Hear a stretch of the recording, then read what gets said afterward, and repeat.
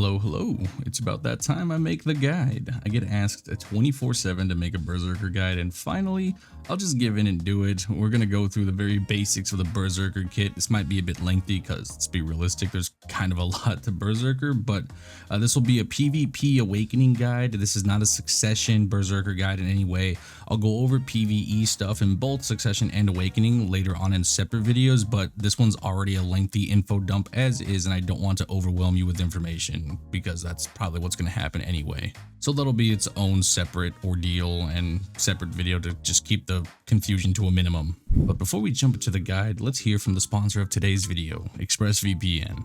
Are you worried about insane people trying to find information about you because you farm them open world and for some reason they can't take an L in a virtual game? Yeah, that's very strange, but ExpressVPN has you covered, and realistically, you need to realize that the internet is just a spooky place in the grand scheme of things. I didn't even know some of this stuff, but the United States ISPs can legally sell your data to ad companies, and UK and Australian ISPs are required to keep logs of websites that you visit and apps that you use and the private conversations you have for 1 to 2 years. I don't even know how that's even allowed or why that's even a thing, but that is indeed a thing. In short here, whenever you are connected to an unencrypted internet network on your phone, computer, tablet, TV, etc., you're sending countless pieces of information out to the digital world that can be just intercepted by anybody from any party, and before it even gets to their regular destination, it's in somebody else's hands and eyes, and your information is out there, unprotected and for the whole world to see. But even if security is not really something that you're, I guess, worried about for whatever reason, you also have some utility options as well, like unlocking certain region areas for streaming services like Netflix. A good example of this is when I went to Mexico for a little bit. The Mexican Netflix is very, very different, filled with a bunch of Spanish shows that I just, I don't speak Spanish, so it's just not very appropriate for me as a viewer, but I wanted to watch some shows that were only, available in the United States. So using ExpressVPN, I was able to swap on over and go ahead and use the United States Netflix service. Very convenient and very helpful. And that can also be used for a variety of other streaming services as well. But even if you're not a traveler and you stay at home and play video games, ExpressVPN can cover you there as well. Using a VPN can lower your ping and improve your experience while playing. This is a massive thing for BDO because Black Desert Online in general just is a lag fest. So let's be honest, especially if you're on console, it is laggy.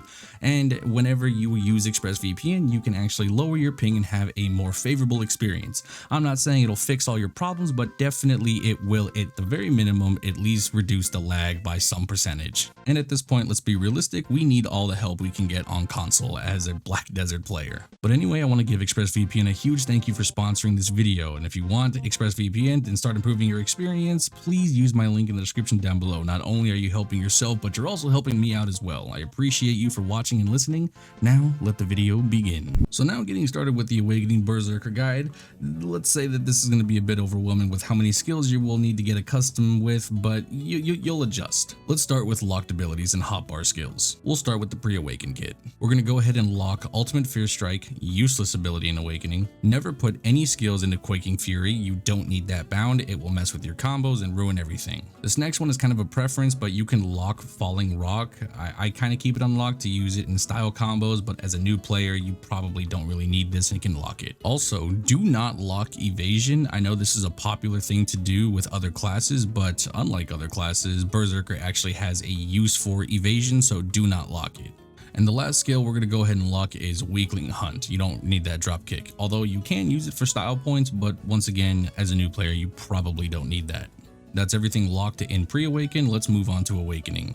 Luckily for Awakening, this is only one skill and it's General Disarray. You're going to lock this, put it on a hotbar. We'll talk about that later on, but that's the only skill that you're going to really lock in Awakening. And while we're talking about skills, let's move on to Rebombs. I use Feral Stampede, Wailing Beast, and Frenzied Winds. These are my personal favorite Rebombs, and majority of Zerkers tend to use these Rebombs. The other ones, they don't make much sense. So yeah, Feral Stampede, Wailing Beast, and Frenzied Winds. Most Zerkers preferred choices. Moving on to my hotbar, I put Rock Smash on left D-pad, Flow Earth Divide on right D-pad, LT up is Frenzied Winds, up on the D-pad is Flame Buster, down on the D-pad is General Disarray, and LT left on the D-pad is Feral Stampede. And last is LT right, and it's Wailing Beast.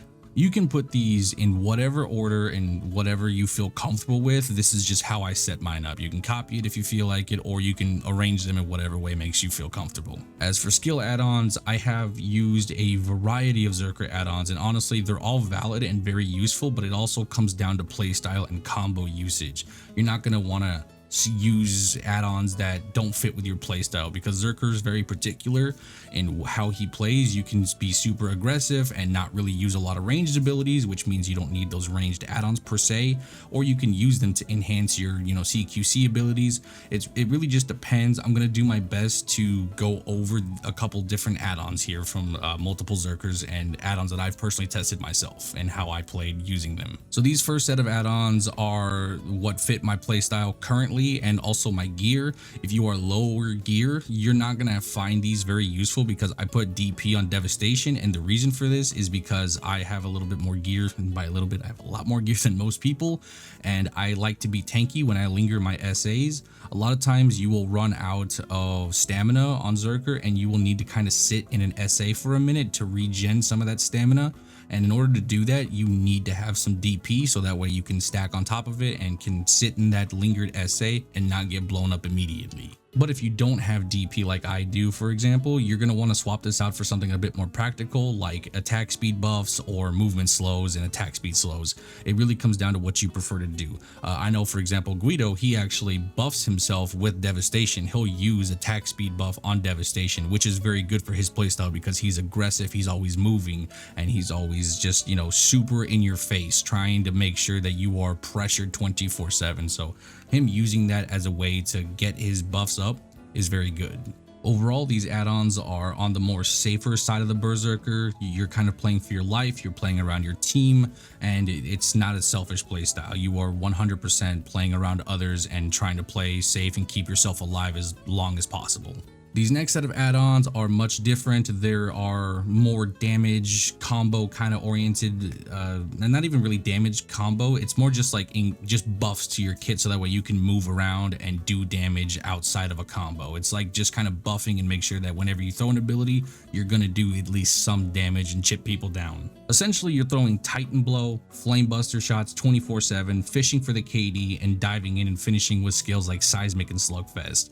These are the add-ons that just kind of really play around CQC, and you're pressure heavy. You are 100% in everyone's face 24/7, and you are buffing yourself with all sorts of abilities like Devastation, Flame Buster, and Titan Blow. All of those abilities are just basically buffing yourself, so that way when you do get in someone's face, you can finish the job. And these last set of add-ons are Kev's add-ons that I've tested them out for just personal use, because they looked a little weird to me, because I've never seen another Berserker on console use add-ons like these specifically. I don't think they're bad, but I don't think they work really well for my playstyle. However, they are valid and fire add-ons for when I was using them. You just have to change your playstyle a lot for what exactly you have to do with this. And these add-ons are geared towards a very aggressive duelist / 1vx small scale kind of playstyle, and it's focused on brief combos that kill quick and can move on to the next target ASAP. Like, you're just getting in there, dusting someone ASAP, and then moving on. Take note that out of all the add-ons I've showed, Kev's is the only one that has a scatter shot add-on and an ancient wave add-on, which is strange because ancient wave is a T3. Even then, I don't like to use ancient wave add-on, even though like it's good. I feel like the only time I ever use ancient wave is when I use Q buff, and that's about it. I don't really need to use it all that much outside of that, but even then it's still very good. I mainly use Ancient Wave as kind of like a forward guard ability, and 9 times out of 10, if it does hit, it'll kill whoever I hit with it. So I guess I do use it a lot, but I'm not an avid user of it where I'm setting up for it. It's kind of a protection thing for me. So back to his add-ons with Scatter Shot and Ancient Wave. The reason for this is the combo that he uses. It's fast and quick kills. You basically are gonna throw Scatter Shot, Split Shot, and then you go immediately into Titan Blow, Split Shot, and you're just kind of buffing yourself with all of those abilities, and he uses that. We'll go over the combo a little bit later in the video, but that's why he uses those add-ons. Not only that, but you should also take note that he puts DP on Slugfest, which is an SA damage ability, and I've noticed when I'm watching like some of his montages and his playstyle and his streams, this is done so he can secure kills and not die to chip damage during a multi-scale fight where there are multiple targets trying to get in his grill and you maybe peel or try and drop damage on him. It's the same reason I put DP on Devastation. I want protection on a protected skill, so that way I'm more tanky when I have to linger in SA.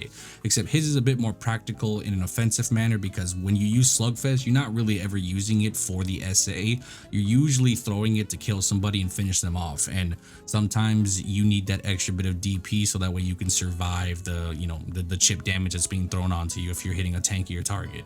But yeah, me personally, I think these add-ons are absolutely nuts and are made for insane players that are clinically just nuts on the sticks. Not gonna hold you, you gotta have that dog in you if you want to run these add-ons. As for Capped Node War add-ons, I use only this set. I haven't really messed around too much with capped add-ons because I don't think there's much variation.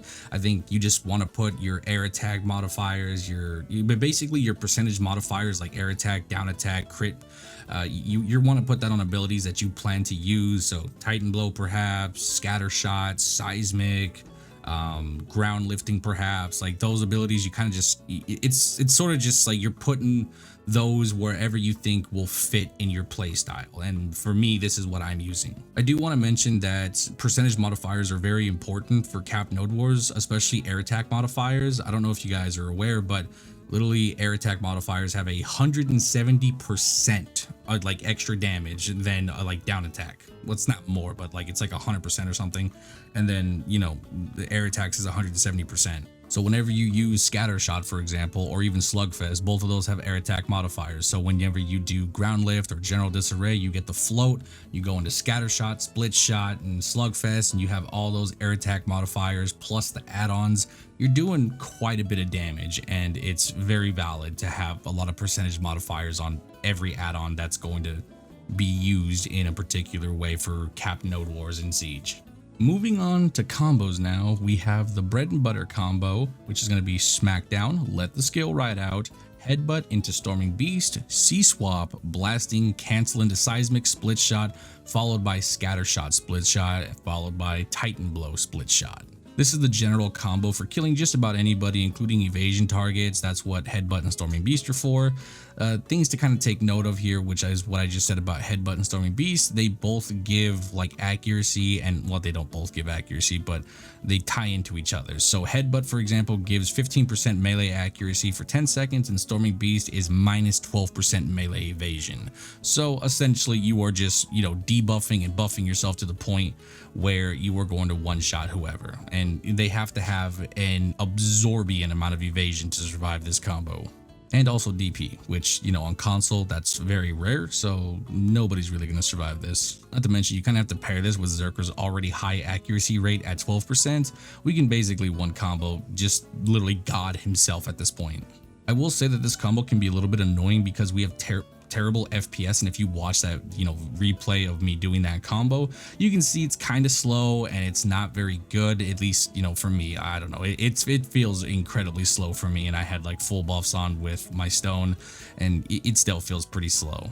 And it can be super annoying in large scale or 1vx scenarios to where like somebody's trying to peel and then you try and drop that combo, and next thing you know you get CC'd because you're doing this really unprotected elongated combo, and all those abilities are generally forward guard, and so anybody just has to go behind you and they can CC you, or they can just grab you. There's that too. But moving on to the next combo, which is a little bit faster, and you can kind of use this after a range KD or knockdown. So you're going to throw Titan Blow, Lava Piercer, Ground Lifting, Scatter Shot, Split Shot, Slugfest. Super easy, super brain dead, and you can just get in there, do what you need to do, and then you can get out. And you can do this with a variety of different engages without Lava Piercer. My personal favorite is the General Disarray off a Hotbar. Basically, you shake off in, and then you go ahead and use General Disarray, and then that'll get the float, and then you get the air attack damage on Scatter Shot and Split Shot and Slugfest, and bada bing, bada boom, they're dead. One last quick grab combo that can work from any grab is grab cancel to the left. You always have to go to the left because I think that's the more reliable one. If you go to the right, there's desync, and I don't know, it's more desync if you go to the right. That might be copium, but I always grab cancel to the left. So grab cancel to the left, C-swap, blasting, ground lifting, seismic, or scattershot. You can use either or, and then you go into split shot slugfest. Again, super simple combo. You can get it off and it's somewhat protected and it's pretty good damage overall, and you'll most likely kill any DR target and even some EVA targets if they're not full meme. Side note, you can also just do Slugfest if you're worried about getting hit out of your forward guards like Seismic and Scattershot. Slugfest, it does a lot of damage with the air attack modifier, so once you do ground lifting, you can just immediately go into Slugfest and you'll notice that it cancels and it goes really fast and it does a lot of damage. Okay, so now let's kind of talk about movement. I'm going to go ahead and switch to live commentary for this because it's going to be easier for me to explain, so we'll go ahead and swap over now. Okay, hello, we have switched over to live comms. So just to kind of knock this movement stuff out as quickly as possible, we're going to start with the crab walk. You're going to do headbutt, storming beast, and then evasion. That's all you're going to do. You just headbutt, storming beast, evasion. And here you go. It should look something like this. You're never going to do this in combat, never do it in a 1v1, never really do it in large scale. This is strictly just, I want to get to point A, you know, or from point A to point B of a movement. That's all you're doing. You're never going to use this outside of that. The next set of movement is shake off. This is just side RT. Very simple, very easy to do. It's okay, but in Awakening is where you're going to use it the most. You're never really going to do it in pre-awaken.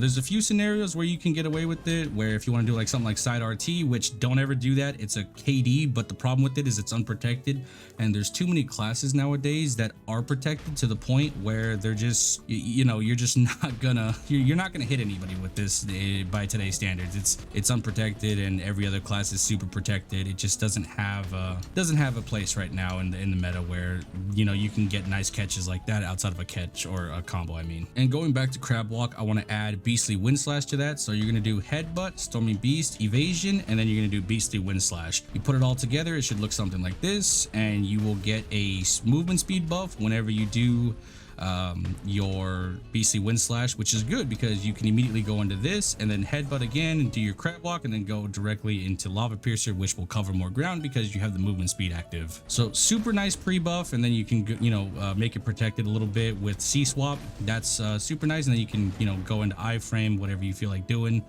afterwards. It's really nice movement speed buff, and I shouldn't have to really tell you the obvious ones, you know, like you're out, you know, your lava piercer, clearly this is the, you know, the best one you know, for running at people and catching them off guard and just kind of staying protected while I'm covering some ground.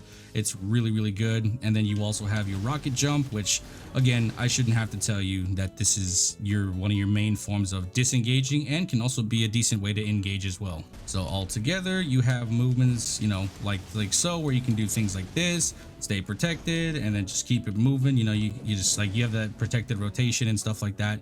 It's decent. So utilizing lava piercer, utilizing your rocket jump, all those things are going to be very important, and it's weaving them in the right times to conserve stamina. I've already mentioned Berserker has stamina issues whenever you're just doing elongated fights and 1v1s. I mean, just from those abilities alone, I went to half stam. All right, so let's talk about some other movement here. Okay, so shake off movement in Awakening, if you don't do it the correct way, it's not very good. You know, you just have this, which is just ugly as hell. It's not going to be very good. So what I want you guys to do is do forward RB, just, you know, just punch the air like this. And then once you're doing this, you're just going to tap RT and you'll get something like this where you can move freely. It burns and eats through your stamina, but you'll be able to move very freely and you can cover a lot of distance with it. It's very nice. Now there's a little bit more of a technical way to do this that requires you to hotbar Flamebuster.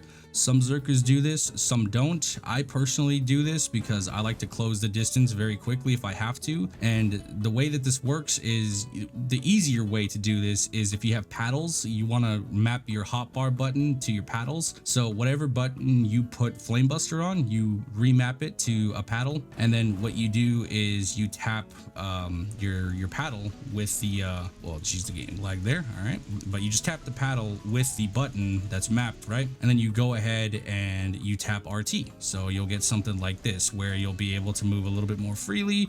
And if you do your pre-buff with your, buster training, you'll be able to do it even faster where you can kind of, close the distance. This takes some time getting used to, but once you get used to it, you'll be able to kind of just, run it down in there and just, do it as fast as possible. Now, there's also an even faster way to do this. You have to use shooting mobility though. So the reason you do this is because shooting mobility gets in the way of the movement. So let's say, for example, I want to use the movement, right? So what happens is I'll try and go to the side and then you'll end up using shooting mobility like this. But now that it's on cooldown, I can do this. You see how fast it is? It's much faster than doing it forward. So you're going to want to get used to using shooting mobility. What I like to do if I need to cover some distance, I'll do something like this where I'll Titan step and then I'll evasion and then use shooting mobility and then go to the side. And then as you can see, I covered quite a bit of distance and was able to kind of move freely. It eats through your stamina like crazy, but it's definitely worth using if you need to cover distance and get in someone's grill and then, do a combo, whatever. Look at how much that's Jesus. That stamina was gone in seconds. That shit is crazy. We still can't do it as fast as PC. PC can do it much faster, but there's like you've got people like Ming that can do side to side stuff and use click to move, and then YoFam Steve and Kev can also do the movement really fast. Console 1 does not have the frames to do it, and 2 doesn't even have the capacity to do it. This is as good as we can get it, which kind of sucks, but it's still utility and it's still good to use. Okay, and kind of the last things I want to talk about is general disarray and Titan step. Let's start with Titan step. So this right here is just the B button and side LT, which is your evasion. So all you're going to do is just hold the B button and then evasion to the side. And then you can do this in however, whatever manner of speed you want to do it. It's good movement. It's unprotected as hell. I don't really do it a whole lot outside of just kind of repositioning and then maybe taking a pot shot at somebody for a KD. That's about it though. One thing I will say that I do like to do is pair it with shooting mobility. So what you do is you hold the B button, end up on your stomach, and then you evasion, and then you turn the camera behind you, and then you use shooting mobility. So it should look something like this. And you can see it chains directly into Giant Sleep, which is nice. And you can also utilize your little, flame buster movement, so it's good. This is not a very good way to kind of move in combat. It's unprotected as hell, and you'll most likely get caught 24/7. I only do it for, if I need to move quickly to somewhere else and I need to just kind of be quick about it. Like, let's say I want to go over there, and I just want to get here as quickly as possible. I made it all the way to the wall from way over there, so it covers a lot of distance really fast. You just have to be efficient. So all right, the last thing that we're going to talk about is general disarray, which is your hotbar ability that's locked. It's your little kind of ground lift. So a lot of ways that I use this is I will kind of go to the side of an opponent and then I will general disarray. So for example, right, I'm going to hop to this guy's side and then I'm going to go to the right on and then hit him with general disarray. So like this, and then boom, something like that. Very good catch, very decent, but it does use stamina, so just be aware of that. Not that that's a big deal, but just keep aware of it. And it's also really nice for, like, let's say you get a catch or something, right, and you want, like, let's say you get a range KD, you're like, oh, I need to get in there. All right, re-CC, hit him with the combo, and bada bing bada boom, easy mode, and then you get out of there. Simple as hell. And before we wrap it up, let's talk about Feral Stampede. I wasn't going to talk about this because I don't think a lot of Zerkers comprehend how to use this, because it's not just something you throw out. I think this comes with just time and effort in playing Berserker, because it's definitely a timing thing. You can't just throw it out and it just works. No. You have to really be unpredictable with it. A lot of times I'll use a protected ability and then just, go to the side, whatever. That's kind of how I do it personally. Or I'll just kind of like, I'll even just use it as a reposition tool sometimes. So let's say I get a range catch and this guy's way over there and I get the KD and I want to get behind him. I'll go like that, C-swap, get the combo, things like that. I'll do that all the time, and it's really good because it does a lot of damage. Believe it or not, Feral Stampede actually hits, and it's really good damage. I've killed so many people with Feral Stampede. I do it so often. You can even do something like fucking bada bing and then boom, run into them, something like that. You can do whatever you feel like doing. But Feral Stampede, I can't tell you how to use this. It comes down to play style. Like, yes, it does move you from one area to another. It's fast. It's almost unpredictable even. You have to learn to use use it in this right scenarios, or else you're gonna get CC'd a lot. Never use this against a Sork, or a good Sork I should say, because all it's gonna do, if they're using core TBS, you're gonna get caught every time. If they use Grim, you're gonna get caught every time. If they use anything that CCs and is protected, you're gonna get caught every time. That goes for any other class that has protected CCs. You really have to be unpredictable and try and aim for their forward guards. This is where class knowledge comes into play. If you're familiar with the opponent that you're fighting and what class they are, and you know what's exploitable, this ability becomes that much more stronger. So it just comes down to knowledge. The more you fight, the more you get used to using the ability, the more you get comfortable with it, and then you start to throw it out a lot more and get a lot more kills off of it. So time and effort. I can't tell you how to use it. Just use it and experiment and try and be as good as you can with it. That's pretty much it. Everyone his playstyle with Feral Stampede is very different. Some Zerkers don't even use the ability, believe it or not. It's strange. But yeah, that kind of covers most of the movement. That's basic. I don't really want to go into anything more complicated or any more that's lengthy, because this video is already long as hell. So yeah, I'll talk to you guys when I get back to the, commentary. Now that movement was covered, last but not least, gameplay wise, at the very, minimum here, is catches. Let's talk about that. I use a variety of catches. The main one I use is obviously Titan Blow. It's a range KD, and you have 3 shots. Once you KD somebody, it's basically a free kill depending on how you approach the engage, but no matter what, they're probably going to die if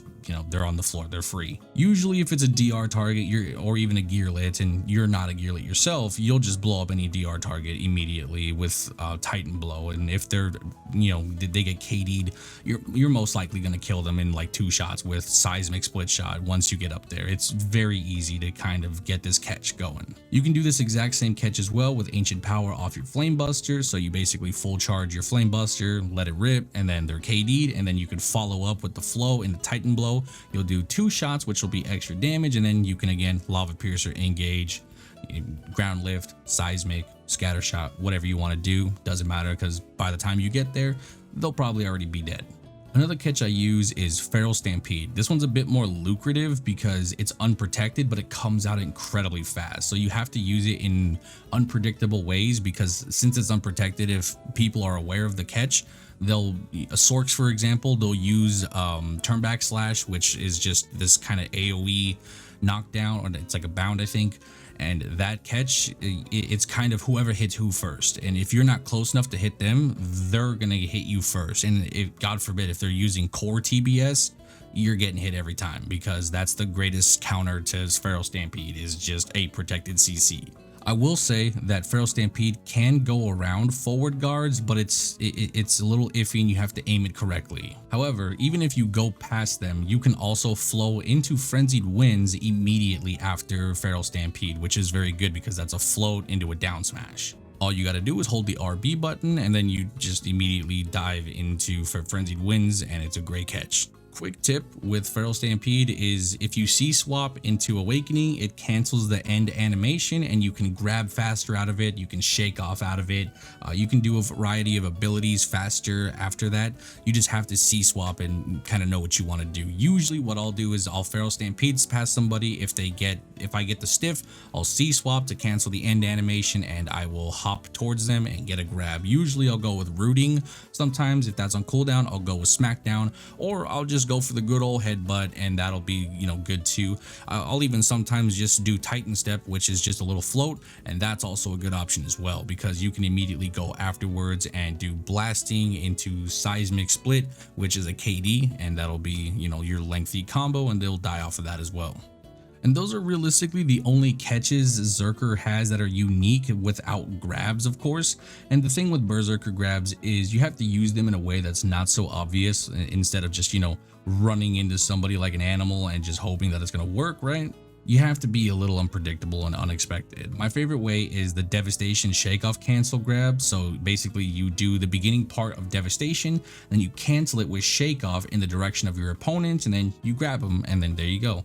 It's SA into iframe, and then you grab. If the iframe's off cooldown, because Shake Off we use it quite often. But even if it's not off cooldown, it's 2 seconds, so you can let Devastation ride, and then you can iframe out and then go for a grab. Another way to do this is your Giant's Leap grab. This one's a bit risky because it's hard to aim, and it's almost like it's almost impossible to aim if your opponent is moving, first of all. But you can get it off and you can be pretty lucrative with it, but it's not as reliable. I wouldn't do this as much. You're better off kind of doing the devastation catch. That seems to be the most reliable. Some honorable mentions for catches are tied to your core skills like seismic and devastation. I personally use seismic for small scale 1vx scenarios against non-range classes because it can be super reliable KDs, especially paired with split shot, because that's also a KD. So you can do double KDs back to back. So you do split shot KD and then you go into, or not split shot, I'm sorry, seismic, and then that's a KD, and you go into split shot KD. So that's good. Not to mention seismic is protected, so you at least have a, you know, somewhat decent CC that is forward guard, so it's actually pretty reliable. Now the other core skill is devastation, which is a stun on the first hit of devastation. I use this core mainly for 1v1s because grab classes like to just, you know, run up and grab you the moment you use devastation if you're out of stamina, because they know that's free pressure, and it's kind of a deterrent for them, so that way they have to let the first animation go off or else they're going to get hit by it, or they have to use a protected ability to get inwards. So for example, strikers and mystics can just kind of dash through it because they have a, you know, SA dash or an iframe or whatever, so they can kind of get around it, but other classes that don't have that type of stuff will get hit. I will say you have to be a bit precise with this ability, because if you mistime it, then your opponent has a window of opportunity in the start of the animation and after the animation in order to actually catch you. So you will have to use this in a way that I don't even know what the word would be. You just have to be careful when using this, because if you mistime it at all, you're going to have the opposite effect and you're going to be the one getting CC'd on repeat instead of you actually catching them. And while we're on the topic of core skills, let's just rule out the worthless cores. Blasting is a PvE core skill. It's a forward guard. It's used for, you know, mobs that are going to CC you. If I'm grinding Turos, I use core blasting all the time because it's super reliable for just blocking those stupid, you know, screams and CCs. Flamebuster is just terrible. It's a horrible core. I never use it. Ground lifting is good if you want to play more of a bomber playstyle where you're diving in more so than using your Titan Blow ranged abilities. It's not as good. I'll say that much. Like it is, ground lifting is a good core. It's just you know, the range playstyle is superior right now. It is very superior, and you know, if you use core ground lifting, I respect you for being different, but it's not the wave. Titan Blow is S tier and the go-to regular core skill, and Seismic and Devastation are really nice honorable mentions. Seismic and Diva are kind of, you know, for the right playstyle. If you want to experiment, you might like them, but you may not. And to sort of wrap up this video, since I feel like it's gone on long enough, I want to finish up with gear tips and ideas. This includes crystals and what kind of accessories you should be kind of encompassing with your Zerker. So I've tried just about everything on Berserker that's available to me, and just bear with me with this last bit because there's a lot to dig in here. My philosophy with Zerker is simple when it comes to gear. Movement and timing is everything, okay? It's literally everything. So gear can be dumbed down to just AP stacking, right? You want distos at first till you can reach 309 AP without them. Distos will be the absolute most annoying piece of gear that is going to be on you because of the DP loss. You'll gain a lot of AP and you'll be able to reach decent brackets with it, but without, you know, any kind of DP, you're going to feel very squishy. And mind you, I'm a console player, so most of this information is tied to, you know, console players. We don't have DP and artifacts like PC does. So when I'm talking about we're super squishy with duo Fallen God and full C15, if you're wearing Tet distos, you can barely get up to 368 DP with a green offhand. With a C15 Nuver, you can only get up to 370. It's a 2 DP difference. It's literally nothing. So no matter how you dice it, you really can't be that tanky with distos, and even if you're hard capped at C15, even with Try and Tet Fallen God, you're still barely gonna get to like 378 DP, and it's just not very good. I usually play with double pen narcs because I think those are the wave, and I still reach 309 AP, so I think those are the better options personally. But if you don't have access to that, of course, then distos are going to be your best bet. And ideally you want your AP around 305. Once you get to 305 with a green offhand, you're going to be just mowing people down. It is a insane amount of damage. I recently swapped off the maneuver to the green offhand because I wasn't necessarily sold on the green offhand just yet, and I finally sat down and tested it, and before I even put Kaffers into it, it was mowing, like it was straight mowing people down, and it is a very good swap. If you are still using Nuver or even Kudum, just put that away. If you're gonna PvP, grab the green offhand. The Oros is the best offhand for Berserker right now. But don't expect to be tanky, just really don't. Unless you're hard capped and are able to use narcs and not lose DP, you're not really gonna feel very tanky, so just bear that in mind. Now you can remedy that with some crystals, so let's talk about that real quick. So me personally, I run a full RBF setup with without Jin Vipers. I do have a setup with Jin Vipers, but I don't really use it all that much, and I only use it in 1v1s for EVA targets. But if you're one of those players that wants a bit more tankiness, you can very easily stack HP with crystals in however way you want. You can do Kobe's, you can do Rebellious crystals, Han Hooms, you can do a variety of different things. I like to have a lot more damage because even if you do happen to do HP stacking, that's more of a succession thing in my opinion, and I play to kill players, not really kind of be tanky. I rely more on my movement than I do my tankiness, and I feel like relying on tankiness is kind of lazy in my opinion. So I don't like to run a lot of tanky crystals unless I'm playing a class that's meant to be tanky, like Valk, Warrior, etc. But if you want, you can do a practical HP stack with 2 Jin knockdown crystals, which gives 100 HP per crystal plus some AP and also the knockdown resist. And then you also can put in there some Jin spec Evas. Those are also very good with 2 Han Hooms. A 4 Han Hoom set is pretty ass right now. It's not very good. A lot of people don't really run 4 Han Hooms anymore. There's still some that do, but a lot of players are just doing the double Han Hoom because they just want the first part of the set, and the second part of the set doesn't really matter. So once again, 2 Jin knockdown resist crystals, 2 Jin spec Evas, 2 Han Hooms, 2 Elcars, and 2 corruptions, followed by red spirit crystals for damage. It gives both 5 AP and also 5 human damage, so you can use that to add a little bit more, damage to your kit. Or you can do Rebellious crystals if you want more HP and more AP as well, since Rebellious gives, I think, 370 something HP and the AP is 10, so it's not bad either. This is under the assumption that you don't have a Garmoth heart, of course, but if you are one of the lucky few that do have one, you can do both Rebellious and Red Spirit crystals, so that way you can get the best of both worlds and stack AP and HP together. Here's a list of crystal presets that I use personally, and I'll go ahead and label them for you, and we'll go ahead and wrap up this video.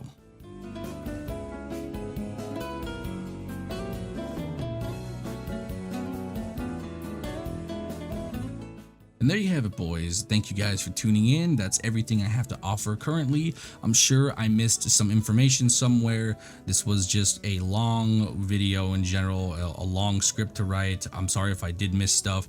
If you have any questions or anything like that, I will go ahead and answer them as quickly as I can and as often as I can. So just drop them down below and I will reply to you. Big thank you for ExpressVPN for sponsoring today's video, and thank you all for watching. I will talk to you in the next one. Bye-bye.